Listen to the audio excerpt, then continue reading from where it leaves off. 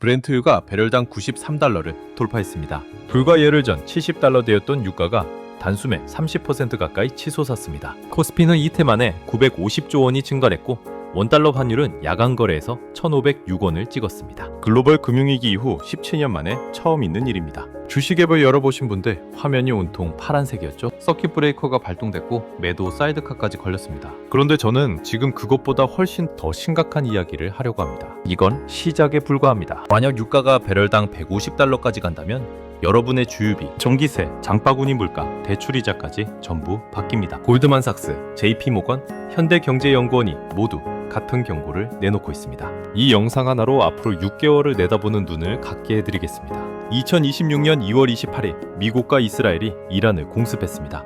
그 순간부터 전 세계 에너지 시장에 비상이 걸렸습니다. 이란은 즉각 반격했습니다. 그것도 아주 영리한 방식으로요. 이란이 선택한 무기는 미사일이 아니었습니다. 바로 호르무즈 해협이었습니다. 이란은 이 34km짜리 좁은 수로를 사실상 봉쇄했습니다. YTN 보도에 따르면 하루 50척이 지나던 유조선이 현재 0척입니다. 전 세계가 발칵 뒤집혔습니다. 도대체 호르무즈 해협이 뭐길래 이 난리가 난 걸까요? 핵심은 이겁니다.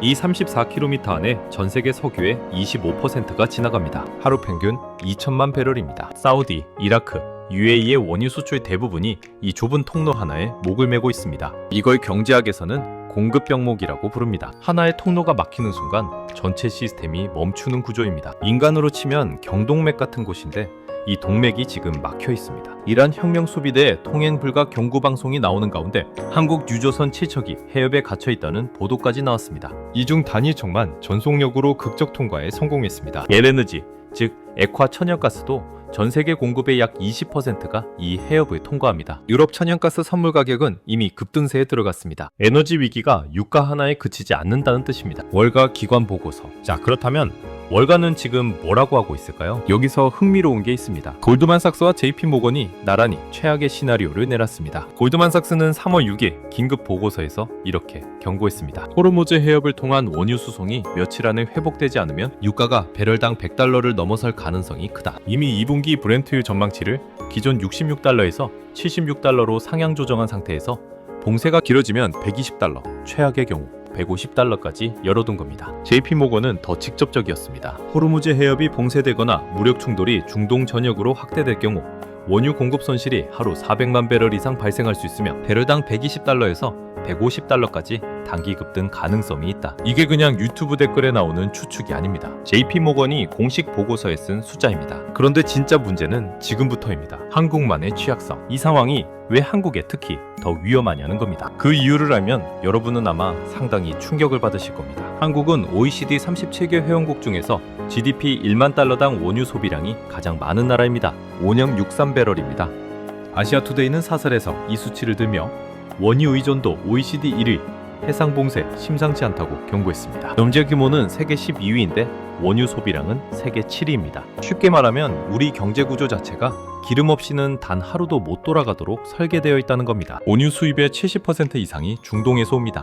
YTN은 우리나라로 수입되는 원유 70%가 호르무즈 해협을 통과한다고 보도했습니다. 이란이 해협을 막으면 한국으로 오는 기름이 멈춥니다. 정부가 UAE와 제3의 항구 활용을 긴급 협의하고 있다는 소식까지 나왔습니다. 그만큼 사태가 심각하다는 겁니다. 미국은 원유 수입 중동 비중이 12%입니다. 한국은 70%입니다. 같은 위기인데 체감 온도가 전혀 다릅니다. 한국만 있는 이 구조적 취약성, 이게 오늘 영상의 핵심입니다. 자, 이제 돈의 흐름을 실제로 추적해 봅시다. 현재 브렌트유는 배럴당 약 93달러입니다. 이 숫자가 150달러까지 오르면 여러분 삶에 어떤 일이 벌어질까요? 먼저 주유소부터 시작합니다. 오늘 기준 전국 평균 휘발유 가격은 리터당 1,881원입니다. 서울은 이미 1,938원을 넘었습니다. 이건 이란 전쟁 이후 단 일주일 만에 100원 이상 폭등한 수치입니다. 유가가 150달러까지 간다면 정유사 원가가 급등하고 그 부담이 소비자에게 전가됩니다. 주유소 가격은 리터당 2,500원에서 3,000원을 바라볼 수 있습니다. 자동차로 출퇴근하는 분들 계시죠? 한 달 주유비로 15만원 쓰시는 분이라면 25만원에서 30만원으로 불어납니다. 그 돈이 어디서 나오냐고요?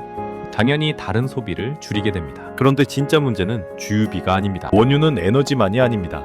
플라스틱, 합성섬유, 비료, 제약 원료까지 석유에서 출발합니다. 원유값이 오르면 마트 물가 전체가 들썩입니다. 이걸 경제학에서는 비용 인플레이션이라고 합니다. 공급 측면의 비용이 오르면서 물가가 상승하는 현상입니다. 현대경제연구원이 시나리오별로 계산해봤습니다. 유가가 100달러가 되면 한국의 소비자 물가가 1.1%포인트 더 오릅니다. 성장률은 0.3%포인트 하락하고 경상수지는 약 260억 달러 줄어듭니다. 리움 60억 달러면 우리 돈으로 약 38조 원입니다.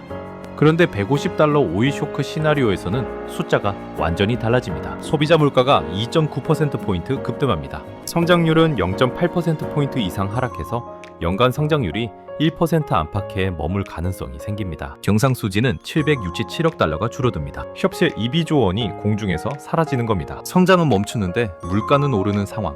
이걸 스태그플레이션이라고 합니다. 경기 침체와 인플레이션이 동시에 오는 최악의 조합입니다. 1970년대 1.2차 오일 쇼크 때 전 세계가 겪었던 그 악몽이 다시 현실로 다가오고 있습니다. 그리고 여기서 보통 유튜브 영상이라면 넘어가는 이야기가 하나 있습니다. 바로 국채금리 이상 현상입니다. 원래 전쟁이 나면 투자자들이 안전자산인 미국 국채로 도망갑니다. 국채 수요가 늘면 국채금리는 떨어집니다. 교과서대로라면요. 그런데 이번에는 달랐습니다. 미국 10년물 국채금리가 오히려 4.13%까지 올랐습니다. 4거래일 동안 17베이스포 이상 상승하며 3주의 최고치를 기록했습니다. 한국 국고채 3년물도 3.22%까지 뛰었습니다. 이게 왜 문제일까요? 시장이 지금 유가 급등에 따른 인플레이션을 경기 침체보다 더 무서워하고 있다는 신호입니다. 금리가 오르면 기업 대출이자가 늘고 가계 대출 부담이 커지고 투자가 위축됩니다. 물가는 오르는데 금리까지 올라버리면 민간 소비는 이중 압박을 받습니다. 이미 금융시장은 처참한 반응을 보여주고 있습니다. 이란 전쟁 발발 이틀 만에 코스피 코스닥 합산 시가총액이 950조 원 이상 증가했습니다.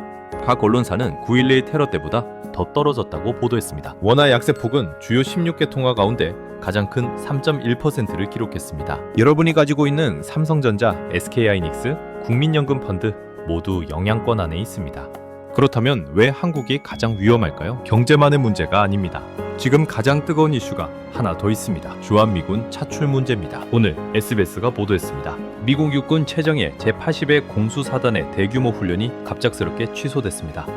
이란 지상전 투입설이 나오고 있습니다. 워싱턴 포스트는 과거 분쟁 때 82 공수사단이 맡았던 상징적 역할을 고려하면 즉각 대응군이 차출될 수 있다고 보도했습니다. 더 직접적인 보도도 나왔습니다. SBS 단독 보도에 따르면 주한미군의 패트리엇 미사일 포대 3개 이상이 곧 중동으로 차출될 예정입니다. 전쟁이 장기화될 경우 고고도 미사일 방어체계 사드까지 차출 가능성이 제기됩니다. 군사 전문가는 YTN 인터뷰에서 이란전의 주한미군 차출은 충분히 가능하다고 말했습니다. 주한미군 전력 일부가 중동으로 이동하면 한반도 방위 공백이라는 두 번째 불안 요인이 겹칩니다. 경제 위기에 안보 위기가 더해지는 겁니다. 한국 입장에서는 경제와 안보 두 가지 위기가 동시에 오고 있는 셈입니다. 1979년을 기억하십니까? 이란 혁명으로 촉발된 2차 오일 쇼크 당시 국제유가는 6개월 만에 배럴당 13달러에서 34달러로 2배 이상 폭등했습니다. 미국의 인플레이션은 13.5%까지 치솟았고 전 세계 경기는 2년간 침체에 빠졌습니다. 지금 기관들이 걱정하는 건 그 악몽의 재판입니다. 다만 다른 점도 있습니다. 당시 오펙은 감산을 무기로 삼았지만 지금은 사우디와 UAE가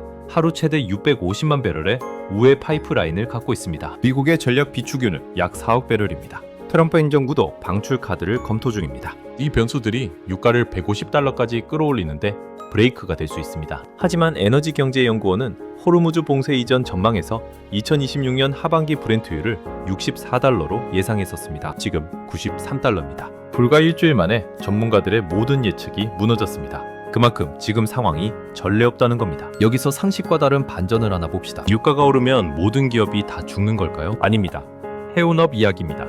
국제유가가 오르면 유조선 운임도 오릅니다. 해운사는 단기적으로 호황이 됩니다. 반대로 원유를 원료로 쓰는 석유와 정밀화, 항공사는 원가가 폭등합니다. 같은 나라 안에서도 수혜업종과 피해업종이 갈립니다. 이 구조를 모르면 지금 어떤 종목을 봐야 하는지 감을 못 잡습니다. 프랑스는 전력의 70% 이상을 원전에서 공급합니다. 유가가 오른다고 해서 전기요금이 곧바로 2배가 되진 않습니다. 한국은 어떨까요? 한국은 여전히 발전용 LNG 의존도가 높아 유가와 LNG 가격이 오르면 전기료도 연동되는 구조입니다. 같은 선진국이라도 에너지 구조에 따라 위기의 깊이가 다릅니다. 그렇다면 앞으로 어떻게 될까요? 3가지 시나리오가 있습니다. 첫 번째는 단기 충돌 후 빠른 협상입니다. 뉴욕타임스는 3월 4일 이란 정보당국이 공습 직후 CIA에 간접 접촉하며 휴전 가능성을 타진했다고 보도했습니다. 이 소식에 뉴욕 증시가 반등하고 환율도 잠시 안정됐습니다. 다만 미 국방부 장관은 공격 중단은 없다고 선을 그었습니다. 이 시나리오가 현실이 되면 유가 상단은 100달러 안쪽에서 막힙니다. 두 번째는 전쟁 장기화입니다. 미군이 지상군을 투입하고 이란이 호르무즈 봉쇄를 수개월간 지속하는 경우입니다. 트럼프 대통령은 4에서 5주 안에 마무리하겠다고 했지만 82 공수사단 투입설과 장교 파견 계획이 9월까지 잡혔다는 보도를 보면 내부적으로는 장기전을 준비하고 있습니다. 이때는 JP모건과 골드만삭스가 경고한 120에서 150달러 시나리오가 현실이 됩니다. 한국은 스태그플레이션 직전까지 몰릴 수 있습니다. 세 번째는 중국 변수입니다. 중국은 이란 원유의 최대 구매국입니다. 이란이 호르무즈를 막으면 중국도 타격을 받습니다. 중국이 이란을 설득해 협상 테이블로 끌어내는 중재 시나리오입니다. 가장 시장 친화적인 시나리오이지만 현재까지 실현 가능성은 낮게 평가됩니다. 국내 전문가들도 주목할 발언을 했습니다. 서울경제에 따르면 다수의 전문가들은 해협 봉쇄는 결국 이란에도 자충수로 돌아가는 만큼 장기화 가능성이 낮다는데 무게를 두고 있습니다. 이란 역시 자국 원유 수출의 90%를 호르무즈 해협에 의존하기 때문입니다. 스스로의 경동맥을 막고 있는 셈이니까요. 그렇다면 구조적으로 우리는 어떻게 해야 할까요? 전문가들은 세 가지 방향을 제시합니다. 첫째, 중동 편중 에너지 공급망을 다변화해야 합니다. 정부는 이미 UAE와 호르무즈를 우회하는 제3의 항구 활용을 긴급 협의 중이며 호주, 미국, 캐나다산 LNG 계약을 늘리는 것이 시급합니다. 둘째, 전략 비축유 확보입니다. 현재 한국의 비축량은 약 208일치인데 최소 300일치 이상으로 확대해야 한다는 목소리가 나오고 있습니다. 셋째, 원전 및 재생에너지 비중을 단계적으로 높여야 합니다. 프랑스처럼 전력의 70%를 원전에서 공급하는 나라는 유가 충격에 대한 방어력이 완전히 다릅니다. 한국이 이번 위기를 계기로 에너지 안보 구조를 바꾸지 않으면 다음 위기 때도 똑같이 흔들릴 수밖에 없습니다. 지금 이 순간 여러분에게 드리는 메시지는 하나입니다. 겁낼 필요는 없지만 알고 있어야 합니다. 유가 150달러는 SF 영화 속 이야기가 아닙니다.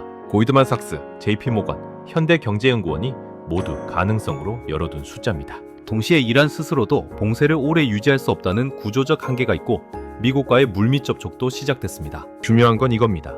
지금 이 구조를 이해하는 사람과 모르는 사람은 6개월 뒤 완전히 다른 선택을 하게 될 겁니다. 에너지주를 사야 할지, 현금 비중을 늘려야 할지, 금으로 가야 할지 이 판단의 출발점은 구조를 아는 것입니다. 여러분은 유가 150달러 시나리오가 현실이 된다면 개인적으로 어떻게 대비하실 건가요? 댓글에 여러분의 생각을 남겨주세요. 구독과 좋아요 부탁드립니다.